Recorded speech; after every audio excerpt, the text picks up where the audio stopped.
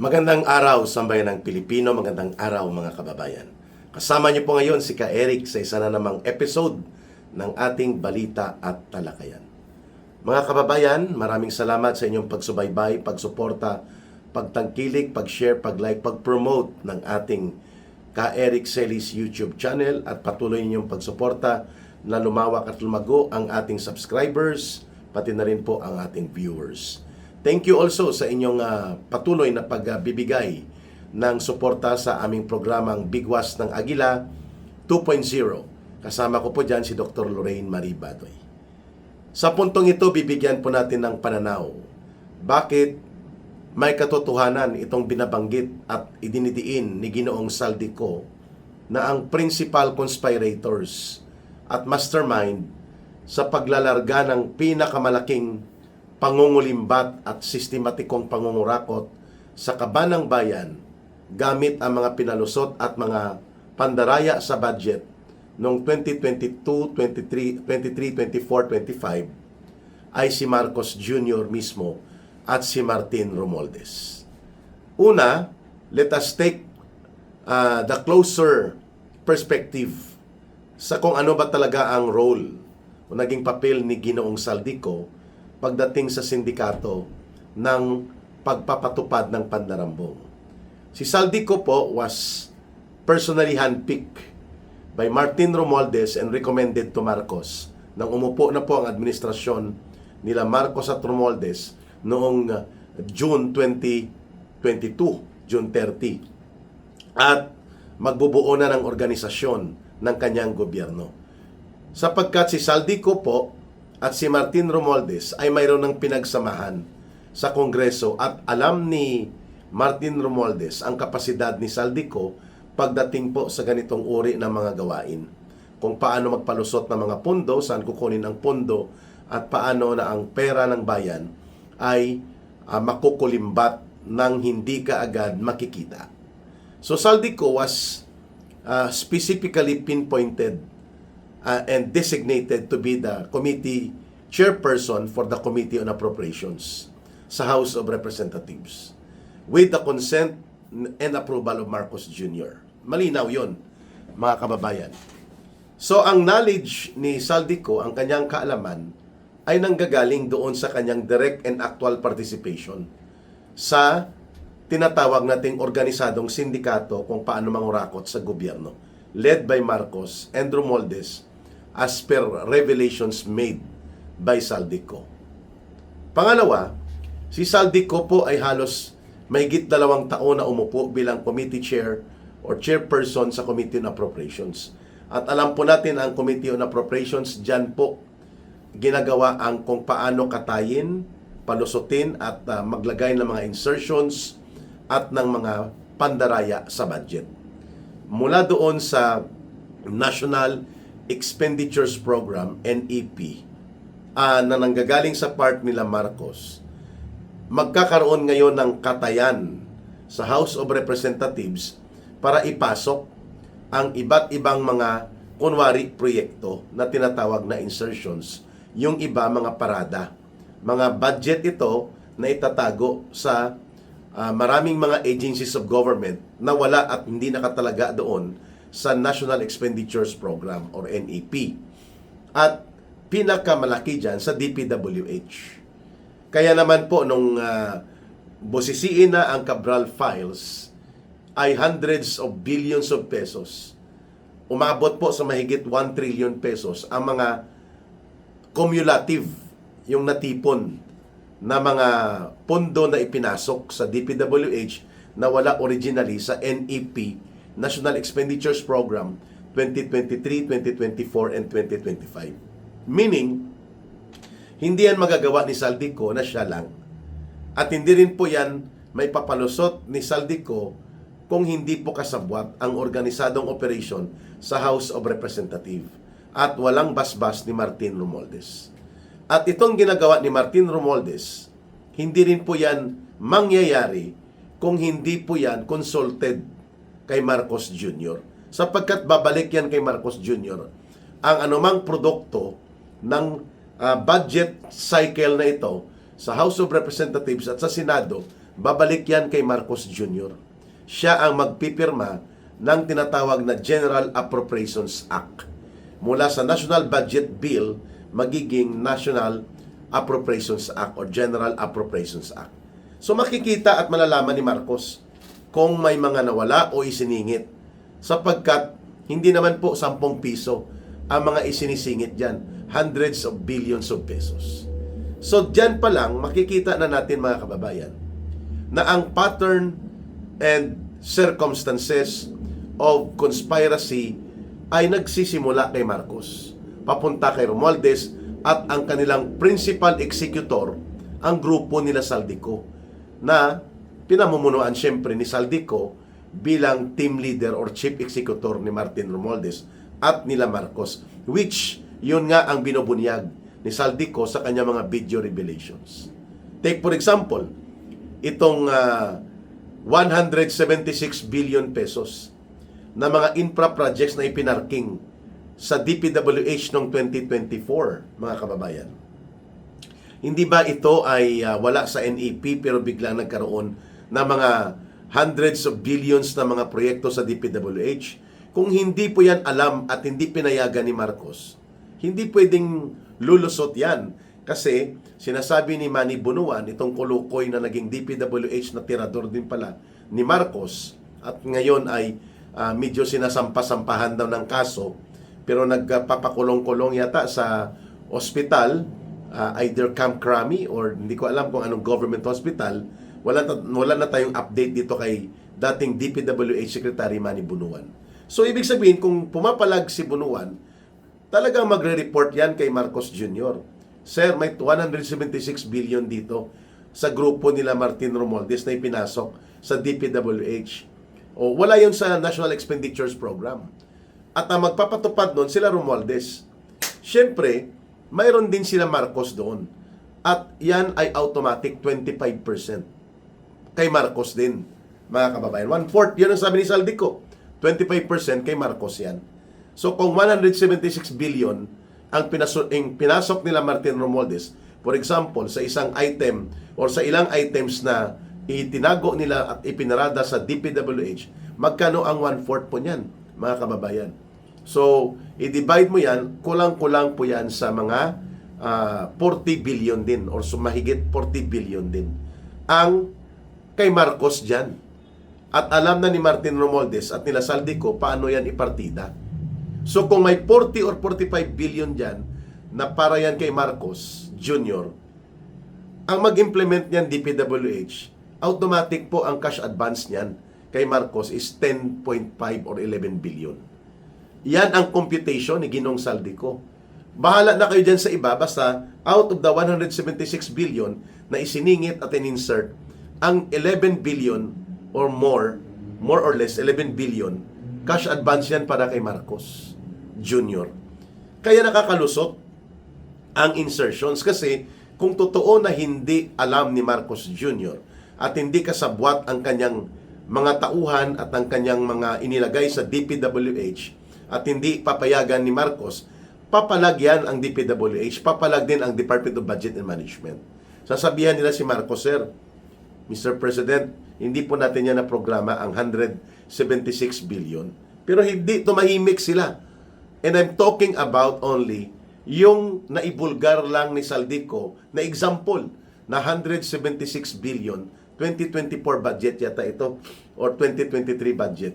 Kay Martin Romualdez lamang yan. And we're talking not only of the flood control, mga kababayan.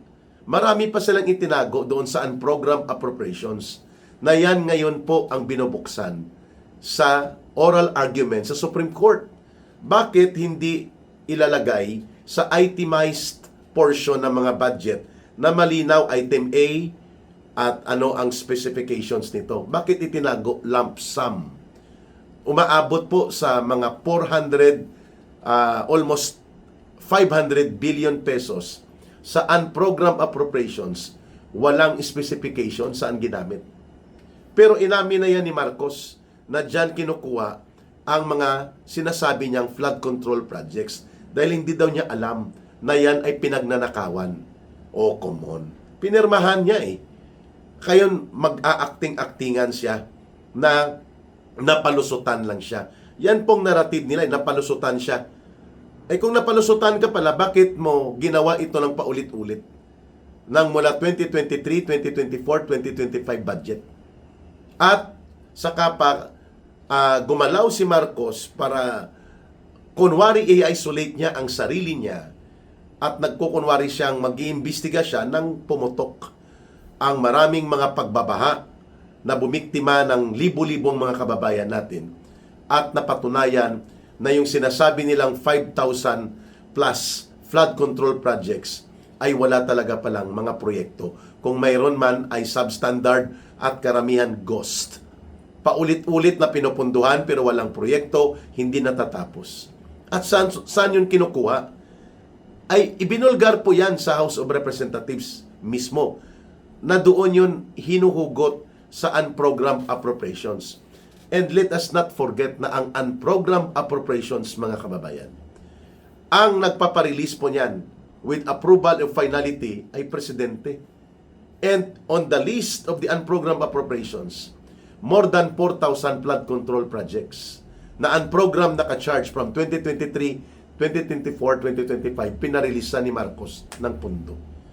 Ngayon sasabihin niya na hindi niya alam kung paano nangyari ang ganitong uri ng dambuhalang iskandalo ng sistematikong pangungulimbat at pangungurakot. Marcos Jr. and Martin Romualdez are the principal conspirators and they are also the mastermind. Saldico is the chief executor during that time. Ang role niya, magbuo ng mga team like sila Dong Gonzales yan, sina Garjola, sila Momo, sina Kimbo, at mga kasabwat nung tinatawag na small committee. Na bahagi po dito sa binuo ni Martin Romualdez. Pero hindi rin po ito lahat mapapalusot nila Saldico kung pagdating sa bicameral committee conference, walang sindikato na nagaganap. Kaya may pananagutan din po dyan si Chis Escudero at sila Mig Subiri. Kasi during their time, na ilulusot po pati sina Sani Angara na nakaupo at bumubuo ng bicameral. Yung Senate and House, pati si Grace po, na ipapalusot nila ito lahat kasi hindi lang po ito House of Representatives. Pero ang gumagawa ng katayan, House of Representatives, ang mga senador pumapasok lang at nagbibigay ng kanilang sariling mga insertions. Kaya nga itinuro ni Katonyeng at ni Jerry Baha na si Ontiveros, may mga insertions din na umaabot ng halos 3 billion pesos. At may mga allegedly, may mga flood control projects siya na hindi may pakita saan ito. So, it's not just Saldico, kundi si Chis Escudero at sila Mig Subiri ay pumayag din po nakatayin ang budget na ito. Sabi nga ni Senator Amy Marcos at nila Senator Bato de la Rosa, nang makita na nila ang final version ng General Budget Bill na ipapadala kay Marcos, nagugulat sila bakit wala ito at hindi namin nakita ito sa bicameral. Ibig sabihin po, pagkatapos ng bicameral conference, yung technical working group doon na isinisingit. At pinapayagan ni Martin Romualdez at nila Escudero at Subiri na i-transmit na yun kay Marcos. Doon na po ang final transmittal. So kaya nga nabuking ito ni Pangulong Duterte na may mga butal-butal ang budget. Dahil nakita niya na ang technical working group siguro ang nag-fill in nito na mga items na ito. Kaya ilang beses nila ginawa yan. Nasa bicameral, may hilutan doon, papasok ang insertions ng mga senador, pero ang technical working group, yung ibang itinago na kinatay nila na mga insertions at mga parada na budget, boom! Sa technical working group, after the BICAM, napirmahan na yan ni Martin Romualdez at ni kung sinong nakaupo na Senate President, i-transmit kay Marcos Jr. Doon na po. At kung totoo ang sinasabi ni Marcos, na hindi niya alam ito, ay bakit pumipirma siya? Kung tutuusin, pwede naman niyang ito ay i-veto o ipabalik sa Kongreso. Hindi ko yan budget. Kasi dumaan yan sa National Budget Committee. At ang National Budget Committee ang bumubuo ng National Expenditures Program na nanggagaling po sa budget ng Presidente. at ng buong gobyerno. Nakikita niya yan pagbalik doon. At mayroon siyang mga financial, economic, and technical support consultants and team na nagre-review niyan bago niya pirmahan. Hindi naman po yan, unless sinasabi niya, dali niyo na dito, okay na yan. Itinawag na ni Martin Romualdez sa akin yan. So, mga kababayan, dapat lang po na maulit at mabalikan ang ganitong proseso sapagkat maraming grupo ang nagkukunwari na parang lahat ay nangungurakot. Kung nangungurakot ang lahat, hanapin natin sino ang pinakamalala na may pananagutan at doon tayo magsimula ng ating pananagutang paniningil and then isunod natin ang pananagutan ng iba pang mga nasasangkot. Subalit, hanggang ngayon po si Martin Romualdez hindi ginagalaw ni Marcos at ni Boying Rimulya sapagkat pwedeng isiwalat ni Martin Romualdez ang lahat ng mga binabanggit ni Saldico can be corroborated by Martin Romualdez. At ito ay pwedeng ikapapahamak ng gobyerno ni Marcos. Kaya naghunos dili at umatras ang bayag ni Boying Rimulya, hindi itinuloy ang seryoso at totoong pagsasampa ng kaso kay Martin Romualdez kasi whatever the criminal cases of plunder and massive corruption that shall be filed against Romualdez shall be equally filed also on Marcos or to Marcos. Dahil iisa lang sila ang tuhog. At marami pa ito, hindi lang ito flood control projects. Mga sindikato sa smuggling, sa agriculture, sa Department of Agriculture, bigas, asukal, mga karne, ang itinuturo ni Saldico, involve ang buong pamilya ni Marcos Jr. Kanyang asawa, kanyang anak, kanyang bayaw, na kapatid na kanyang asawa. So dapat yan maimbestigahan.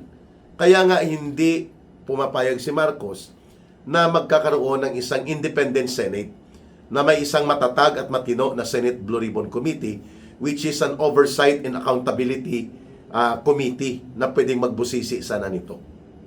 Yun. Kaya alam na natin, mga kababayan, ito po ang ibig kong sabihin sa atin na dapat malinaw kung saan ang principal na pananagutan. Kanino po ito magmumula? Kanino po dapat sisimulan ang investigasyon?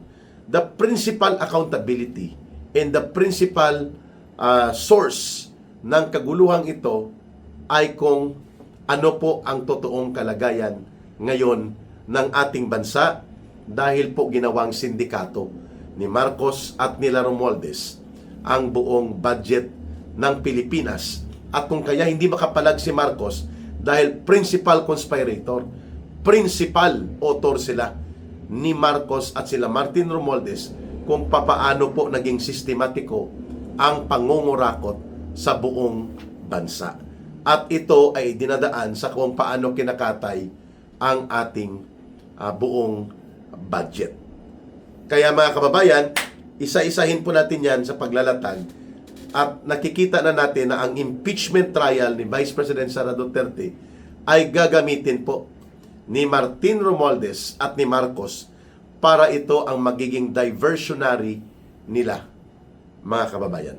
At maipokus at mailihis mula kay Marcos at Romualdez ang pananagutan. Okay? So mga kababayan, sana po ay nakita natin ang tamang pagtingin na kung bakit ganito ang kaguluhan sa Senado na ginawa ni Marcos at ganito din po ang kanyang pagpupumilit na gamitin si Boying Rimulya at iba pang ahensya at institusyon ng gobyerno sapagkat ginawang full criminal syndicate of plunder and corruption ni Marcos Jr. at ni Martin Romualdez ang buong gobyerno. And they're trying to do damage control by shifting the focus of the narrative laban dito kay Sara Duterte sa impeachment trial. Hindi tayo dapat mawawala. Hindi dapat tayo mapanghinaan ng loob. Mga kababayan, maraming salamat sa pakikinig at panunood. Ituloy-tuloy ko po itong diskusyon na ito. Mabuhay po kayo at maraming salamat sa pagtitiwala at pagmamahal ninyo sa ating advocacy. Muli, mahalin natin ang bansang Pilipinas. Walang ibang magmamahal nito, kundi tayo ring mga Pilipino. Para sa Diyos at sa Pilipinas nating mahal, may God bless everyone. May Allah will be with those who are Muslim brothers and sisters.